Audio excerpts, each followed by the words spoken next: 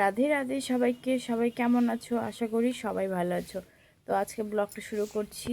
তো দেখো আমার গাছটার মধ্যে কত সুন্দর ফুল ফুটেছে। তো এই গাছটার আজকে তোমাদের আমি গল্প বলবো, ঠিক আছে? তো কেউ স্কিপ করো না, পুরোটা ভিডিওটা দেখার জন্য অনুরোধ রইল। যাই হোক, আমি একটা বাড়িতে রোজ ফুল তুলতে যেতাম, রোজ, মানে একদিনও বাদ নেই, এরকম আর অবস্থা আর কি। তো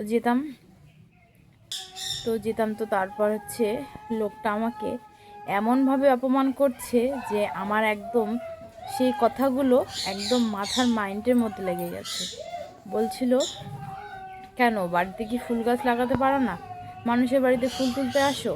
তো বাড়িতে, ওদের বাড়িতে, যাদের বাড়িতে যেতাম আর কি, ওদের বাড়িতে এত ফুল, মানে ওরা পূজা দিলেও ফুল বেঁচে যাবে আর কি, এমন অবস্থা, ফেলেই দিতে হবে।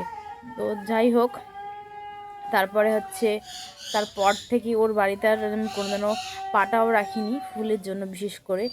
তারপর আমার একটা বোন হবে, তো তাদের বাড়ি থেকে একটা ডাল নিয়ে আসলাম কেটে। তো তারপর আমি লাগিয়ে দিলাম। এই গাছটা দেখতে পাচ্ছ? এই গাছটা আমি ঠিক আমার 1 বছর পর একদম বড় হয়ে ফুল ফোটা শুরু করে দিয়েছে। সে 2টা 4টা করে দিতে দিতে আজকে সেই গাছটাই কত ফুল দেয়। আর এই গাছটা এত ফুল দেয় এখন যে আমি পুজো দিয়েও ফুল বেঁচেই যায়।